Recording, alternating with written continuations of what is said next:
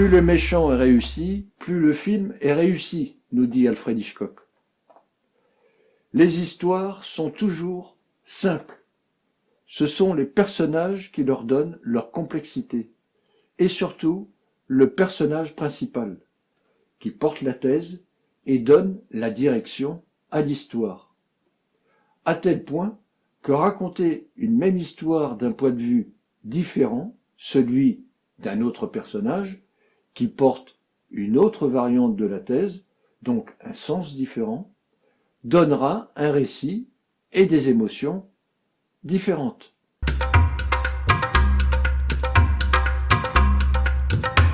On dit que les personnages ne sont que ce qu'ils font. Ce vieil adage s'applique à la vie de tous les jours et est encore plus vrai en matière de scénario. Transformer en action un conflit interne est le propre de toute dramatisation. Il faut projeter au dehors tout ce qui se trouve au dedans, sachant que le spectateur fera le travail inverse. Il partira de l'extérieur du personnage pour aller vers son intérieur. Le théoricien américain Seinfeld dit que l'intérieur du personnage, c'est tout ce qui le caractérise depuis sa naissance jusqu'au début de l'action, et son extérieur, tout ce qui se révèle pendant l'action. Par exemple, un homme donne une pièce à un mendiant. Cet homme est généreux, compatissant, il aime son prochain. Nous découvrons ensuite, avec le mendiant, que cette pièce est en chocolat. Le donateur est donc un farceur ou encore un cynique. En 2 actions, nous sommes passés d'un extrême à l'autre, sans une once de dialogue. 2 caractérisations possibles en une seule action. Qu'ils soient principaux ou secondaires, c'est donc par leur comportement que les personnages se révèlent au cinéma. Faut-il créer l'action du film puis définir les personnages qu'il incarne, ou au contraire créer un personnage et définir l'action qui le révélera? Je dirais peu importe, sachant que le personnage se définira toujours par ses actions. Avec beaucoup d'actions, les personnages tendraient à devenir des marionnettes, et avec trop de psychologie, l'action se ralentirait et perdrait de son importance. L'idéal est donc d'imbriquer psychologie et action, car l'une et l'autre sont interdépendantes.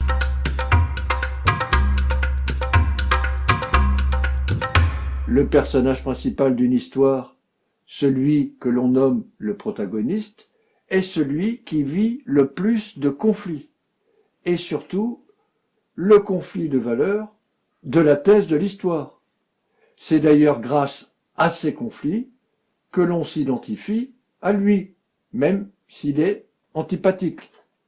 C'est également le protagoniste qui réagit à la perturbation créée par l'incident déclencheur et qui passe à l'action, en visant un objectif réifié avec un enjeu que des obstacles rendront difficile à atteindre. Dotez-le d'un caractère fort qui autorise les conflits et lui donne cohérence et consistance, et surtout rendez-le responsable par son attitude ou ses actions de ce qui lui arrive.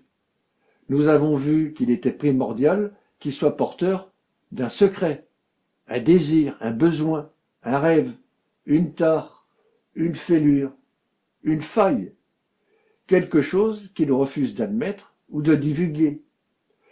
Il rêve de devenir un des hommes les plus admirés du monde. Il a un grand besoin de reconnaissance car il a un problème d'estime de soi, inconscient. Sa mère l'a traité comme un moins que rien, le rabrouant, l'insultant, l'humiliant. L'objectif interne de ce personnage est de devenir le plus grand acteur, d'être sous la lumière, d'être aimé et reconnu. Lorsque le secret du personnage est dévoilé, c'est toujours un moment puissant dans un scénario.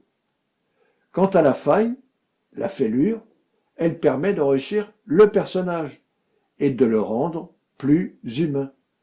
Le personnage a peur de l'eau, les dents de la mer, de Steven Spielberg, des gens, pour le pire et le meilleur, de James Lee Brooks, de l'amour, les liaisons dangereuses, de Stephen Frears. Il aime trop l'alcool, les femmes, le jeu, le pouvoir. Il a une faille physique, le talon d'Achille, ou alors il est trop prétentieux, ambitieux, naïf.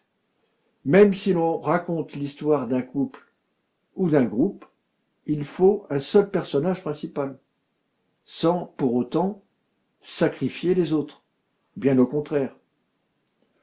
Tous devront porter leur variante de la thèse, avoir leur objectif, leur motivation, leurs obstacles, mais tout cela devra être subordonné au personnage principal.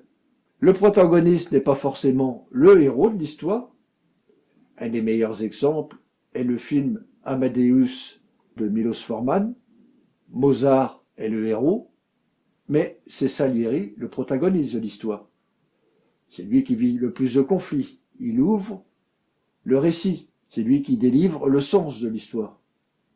Ce choix est dangereux car il demande une grande maîtrise, car il implique de traiter en deux personnages la fonction qui revient communément au seul personnage principal, être en même temps le héros et le protagoniste. De plus, au cours du film, Salieri oscille entre deux autres sphères, celle de l'antagoniste et celle de l'adjuvant.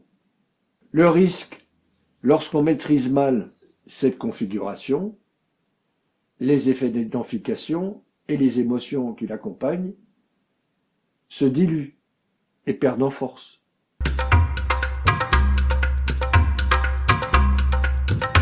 Après le protagoniste, le personnage le plus important est l'antagoniste. Il poursuit le même objectif que le protagoniste, ou l'objectif strictement opposé. C'est donc lui qui s'oppose au personnage principal et le fait avancer dans le récit par réaction. Son rôle est essentiel dans la narration, c'est l'opposant, et il y en a toujours un, antagoniste, voire plusieurs, et pour commencer, le protagoniste lui-même, on l'a vu, responsable de ses propres malheurs. Ça peut être un groupe, une catastrophe, un monstre, la société, une maladie, tout ce qui peut perturber la vie du personnage principal et le mettre en danger. Même si le spectateur s'identifie moins à lui, à l'antagoniste, parce que ses intentions sont négatives, il doit être aussi intelligent ou redoutable que le protagoniste. Il doit être séduisant, en tous les cas doté de compétences qui séduisent ou fascinent, mais surtout, il doit avoir une bonne raison pour agir comme il le fait. Il faut d'ailleurs toujours lui réserver une scène où il peut expliquer ses motivations. Lui aussi a une motivation interne, une faille, un besoin, un désir, une conséquence de son accident de vie. En outre, l'antagoniste ne change pas, sauf dans les comédies. Plus il est obstiné, plus il est combatif, plus il représente un obstacle. L'antagoniste peut n'être présent que durant une partie d'histoire et devenir adjuvant durant l'autre partie. Il peut aussi être absent d'une histoire si celle-ci repose uniquement sur le conflit interne du personnage, qui génère ses propres obstacles externes. L'antagoniste est important car il tape justement sur la faille du protagoniste, là où ça fait mal, comme dans un combat de boxe, ce qui aide le protagoniste à prendre conscience de sa faille, puisque l'autre y tape dessus, et de la surmonter, s'il veut atteindre son objectif. Mais le protagoniste, pour se défendre, va aussi taper sur la faille de l'antagoniste.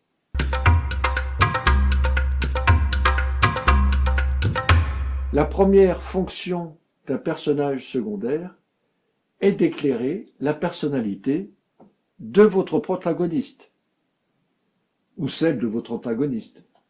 C'est d'ailleurs généralement à cause de lui que le protagoniste change. Il occupe le plus souvent la sphère de l'adjuvant, l'ami, l'épouse, le parent, la maîtresse, le maître. Tout comme le personnage principal, il doit subir le même traitement. Thèse, proposition dramatique et thématique, ce que le personnage porte et ce qu'il vit dans l'histoire, l'objectif, l'enjeu, des besoins, des désirs, des obstacles, un arc transformationnel, et s'il y en a une, il peut être le protagoniste de l'histoire secondaire et avoir son propre opposant, ses adjuvants, etc.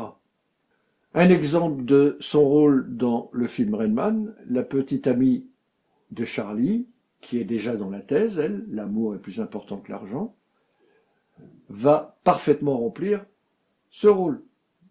Grâce à elle, grâce à ses réactions, ses oppositions à Charlie, on va découvrir l'intériorité de Charlie et son problème. Elle le quittera à l'hôtel lorsqu'elle découvrira que Charlie a enlevé son frère pour négocier sa part d'héritage. Elle n'est pas d'accord.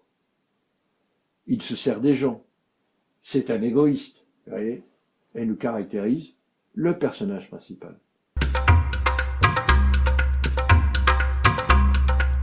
Un auteur peut prêter une attention particulière à un objet et même lui attribuer un caractère ou un but afin de mettre en valeur sa thématique.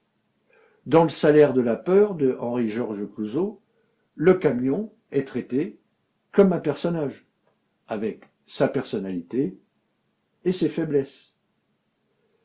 La locomotive à vapeur dans La bête humaine de Jean Renoir, ou le semi-remorque dans Duel de Steven Spielberg, sont considérés de la même façon comme de véritables êtres vivants, dont la dimension est naturellement symbolique.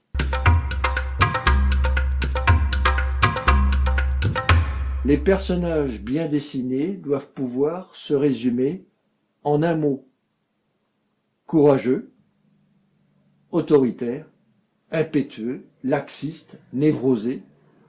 Pour exister, un personnage, qu'il soit principal ou secondaire, a toujours besoin d'une motivation, d'action et d'un but, car c'est ce qui définit clairement ce qu'il est, ce qu'il veut et pourquoi il le veut, et quelle action il est prêt à entreprendre pour atteindre son objectif.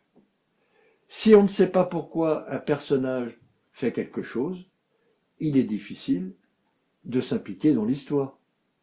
Elle perd de sa dynamique et de son intérêt. Plus vous vous adressez au grand public, plus vos personnages doivent correspondre aux stéréotypes, voire aux clichés. Ils doivent être identifiables au premier coup d'œil pour que le spectateur sache tout de suite à qui il a affaire. Notons enfin que pour être intéressant et réaliste, un bon personnage, aussi sympathique soit-il, doit aussi avoir sa zone d'ombre, ses défauts, ses traits de caractère agaçants. Personne n'est parfait dans la vie. Pourquoi le serait-on au cinéma ?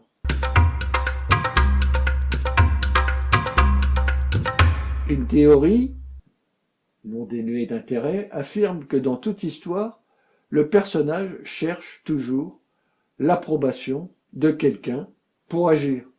Sa mère, son père, son ami, sa femme, son idole, son maître, son public, son pays, le monde entier. Il cherche l'approbation. L'approbation personnelle serait plus rare, car elle exige une très forte personnalité, de celle que l'on trouve chez les antagonistes, qui n'attendent l'approbation de personne et qui pensent sincèrement avoir les meilleures raisons du monde pour agir comme ils le font. On en trouve un bon exemple dans Batman, avec le personnage du Joker, qui veut juste voir le monde à feu et à sang. seul objectif, il n'attend pas d'approbation.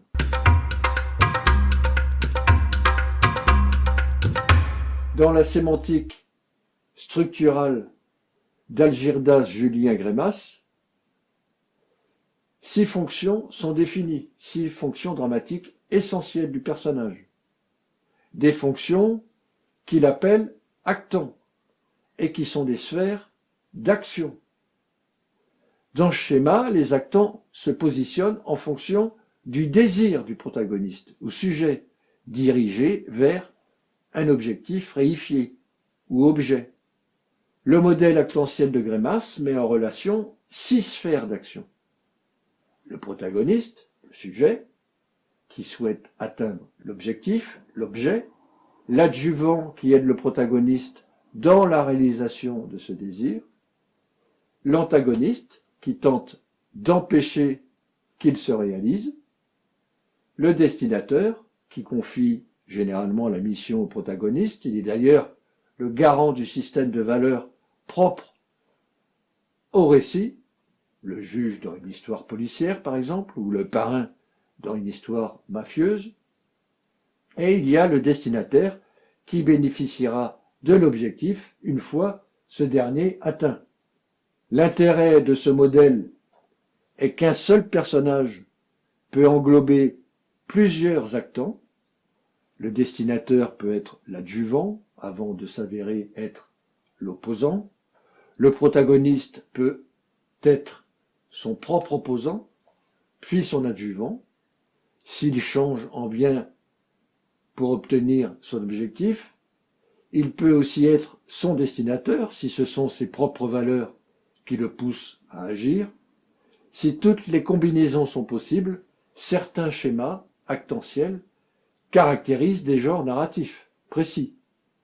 Un auteur doit donc connaître parfaitement les fonctions des personnages types de la mécanique dramatique qu'il emploie. La fonction dramatique de chacun de vos personnages doit être claire, surtout dans les intrigues chorales. Si certains ont la même fonction dramatique, essayez de les rassembler en un seul personnage pour éviter que le public ne se perde. Vous devez utiliser le nombre de personnages minimal nécessaire à votre mécanique, mais pas plus.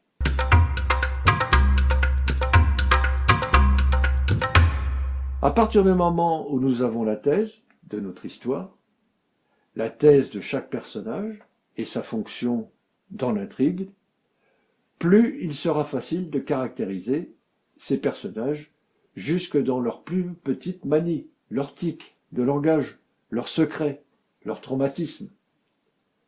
Plus ils auront de l'épaisseur et de la crédibilité. Seinfeld affirme qu'il faut connaître son personnage comme soi-même, avant de coucher un mot sur lui sur le papier.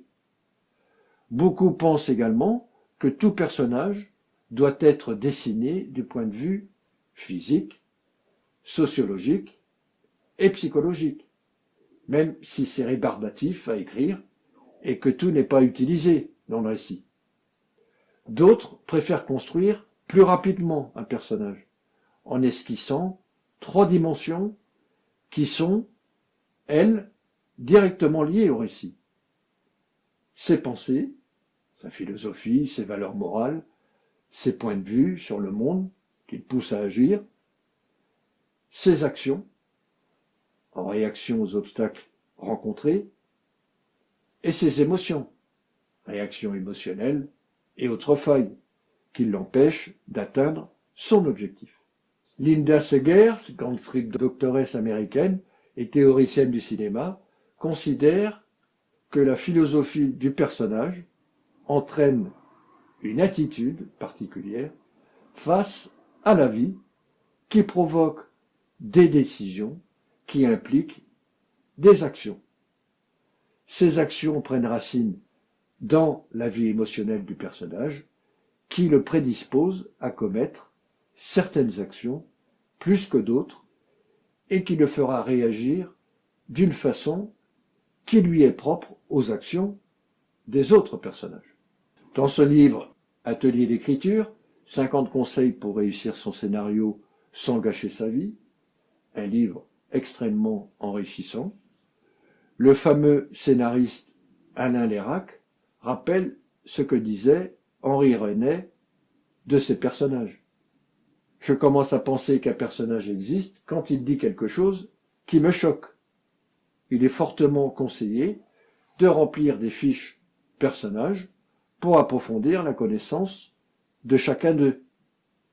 Chaque fiche devant porter les informations suivantes: nom et prénom des personnages, important le nom, sa thèse, ses propositions dramatiques et thématiques, sa physionomie, le genre, s'il a du charisme, sa force physique, son apparence, est-ce qu'il a des marques, des cicatrices, sa voix, son style vestimentaire, et puis sa sociologie, date et lieu de naissance, la vie familiale, la profession, l'éducation, les racines ethniques s'il en a, croyances religieuses, ses hobbies, son statut social, ses opinions politiques, ses réseaux sociaux, et puis sa psychologie, ses peurs, ses valeurs, superstitions, ambitions, ses secrets, son tempérament, ses attitudes, sa philosophie, ses addictions, est-ce qu'il a des troubles de la personnalité, habitudes, inhibitions, sa morale.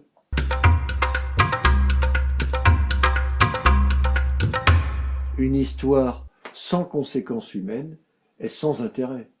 Si aucun personnage n'apprend quelque chose sur lui-même ou ne se transforme, cela laisse une sensation de vide. So what, on a envie de dire à l'auteur. Toute histoire digne de ce nom est un récit de formation, d'initiation, de conversion. Le personnage qui apprend quelque chose se transforme, et le spectateur avec. Il est donc très important qu'un personnage se révèle à lui-même, s'éveille et s'affirme. Le trouillard devient courageux, le jeune homme se transforme en homme, le triste en joyeux. Que votre héros change en bien ou en mal, ce n'est pas l'important. Ce qui compte, c'est qu'il change, sachant que le plus grand changement dans la vie d'un homme, dans la vie d'un être humain, est la mort. Un personnage ne décide pas de changer tout seul.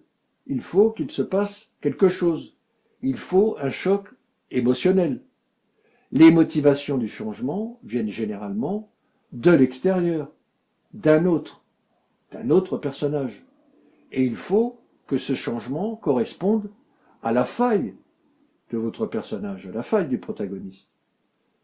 Dans le film Unforgiven de Clint Eastwood, le personnage principal est un ancien tueur repenti et mauvais paysan, et qui va changer en redevenant lui-même dans cette histoire, c'est-à-dire un tueur capable d'abattre n'importe qui de sang-froid. Sa transformation s'opère lorsque son meilleur ami est torturé à mort par le shérif. C'est sa faille, ne pas être lui-même, qui se réveille. Ce film est d'ailleurs la meilleure démonstration du fait que l'on peut s'attacher et s'identifier à un personnage négatif pendant plus de 2 heures. Et cela pour 2 raisons. D'une part, le personnage vit énormément de conflits. Il est vieux, fatigué, il n'arrive plus à monter à cheval sans tomber. Il est seul car il a perdu sa femme. Il vient juste de l'enterrer. Il va successivement se faire rudoyer et humilier par le shérif. Il va tomber malade, friser la mort, fuir en essuyant des tirs, pour finalement affronter seul ses ennemis. À travers tous ces conflits, nous vivons une large gamme d'émotions. La pitié, la crainte, la colère, le dégoût, la peur, la joie. Nous vibrons, nous ressentons, nous nous identifions à lui, bien que le personnage prenne la voie du mal. Le scénariste a su lui insuffler des caractéristiques positives. Il a des bonnes valeurs. C'est un repenti qui aime ses enfants et qui respecte les femmes, y compris les prostituées. Il est loyal, lucide, sincère, fidèle et courageux. Pour venger la mort de son ami, il ne va pas hésiter un instant à affronter seul le shérif et ses adjoints. Ce film a été un succès commercial et critique considérable, primé aux Oscars l'année de sa sortie, meilleur film et meilleur réalisateur.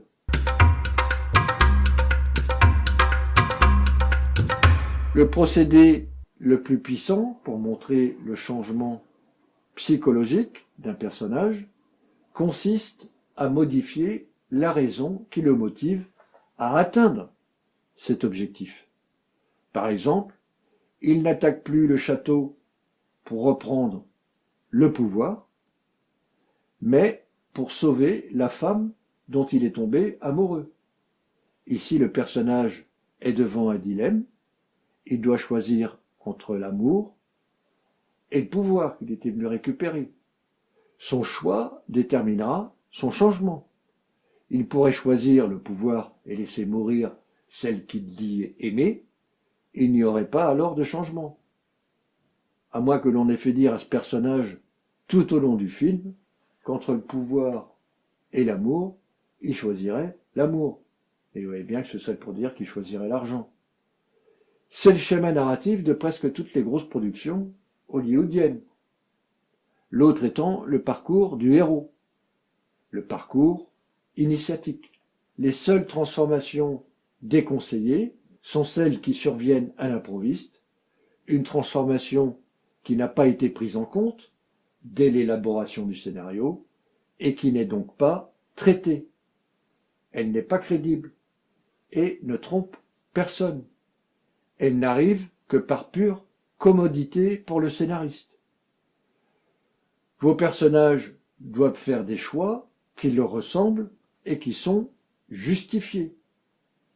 Un autre procédé souvent utilisé pour faire ressentir au spectateur tout le chemin que le personnage a parcouru est de revenir à un élément exposé au début de l'histoire.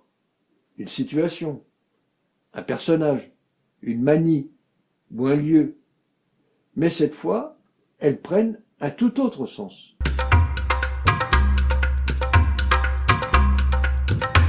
Deux types de transformations sont possibles. Ce qu'on appelle la structure en Y. Deux personnages s'opposent, mais finissent par prendre la place l'un de l'autre. Leurs positions se croisent.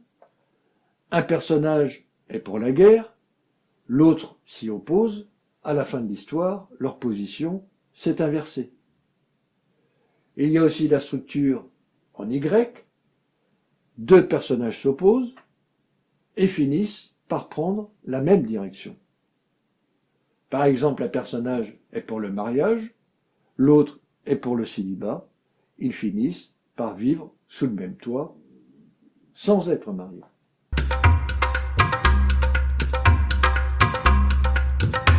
Plus vous placez votre personnage loin du point où vous voulez le faire arriver, plus c'est intéressant et efficace. Les obstacles sont plus nombreux et sa transformation plus éclatante. Il est plus intéressant qu'un personnage qui doit braquer une banque, par exemple, pour sauver sa fille, en payant la rançon, une rançon qu'il doit, soit un paysan, plutôt qu'un gangster.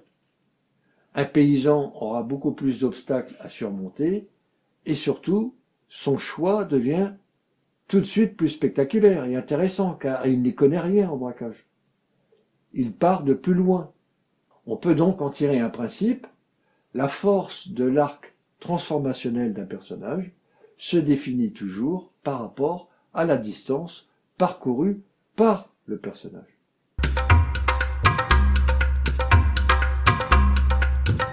En 1914, déjà, Georges Polti, dans son livre « L'art d'inventer les personnages », écrivait que tous les personnages masculins avaient été traités.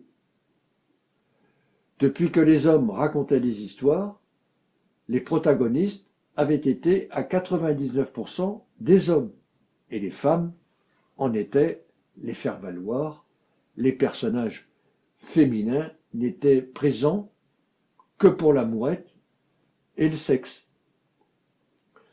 C'est pourquoi aujourd'hui, vous prenez un personnage masculin, une figure masculine, même un stéréotype, et vous en faites un personnage féminin, vous obtiendrez un nouveau personnage.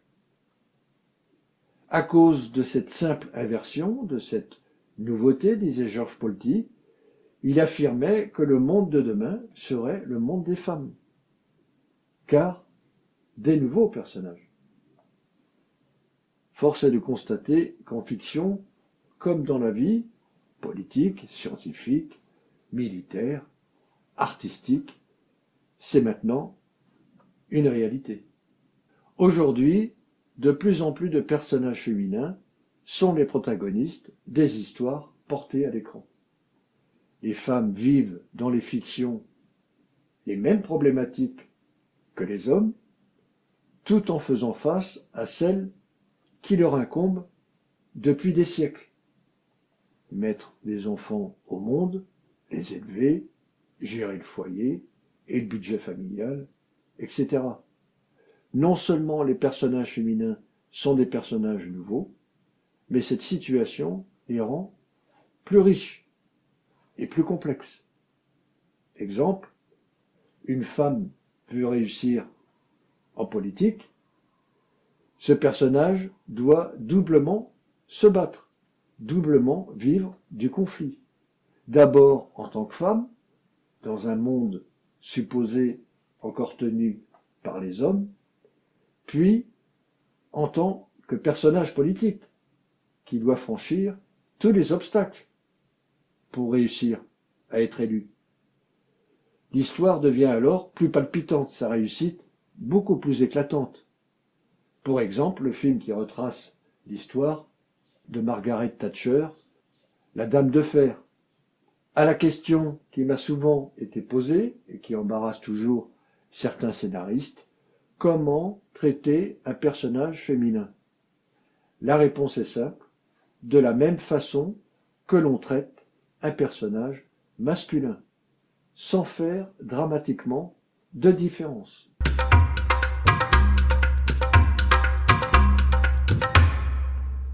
Pour le maître du suspense, j'ai nommé Alfred Hitchcock, il faut partir d'un cliché et le détourner. Par exemple, un pompier est fait pour éteindre les incendies. Montrez-le en train de mettre le feu à une forêt. Un croque-mort est fait pour enterrer les morts. Montrez-le en train d'aider une femme à accoucher. Par ce retournement, pour Hitchcock, ce retournement de sens, vous en induisez un autre. Vous inventez un nouveau personnage. Ce procédé est aussi applicable lorsque vous trouvez une scène de votre scénario, banale ou attendue, vous la retournez pour faire exactement l'inverse. Et vous aurez souvent une bonne surprise. Par exemple, vous avez écrit une scène où votre protagoniste, dans un restaurant chic, va déclarer sa flamme à la femme qu'il aime, avec le comportement qui convient et les mots d'usage, renversez la scène. Il fait sa déclaration d'amour avec des mots violents et dans un cadre incommodant. Pour rendre vos personnages originaux, je vous recommande un livre édité chez Dexit, Psychologie des personnages, de Howard M. Gluss et Scott Howard Smith. Il tire du manuel diagnostique et statistique des troubles mentaux, qu'on appelle le DSM, et qui serait la Bible des thérapeutes du monde entier. Dans ce livre, 8 types de troubles de la personnalité nous sont livrés et sont très intéressants pour créer des personnages en profondeur.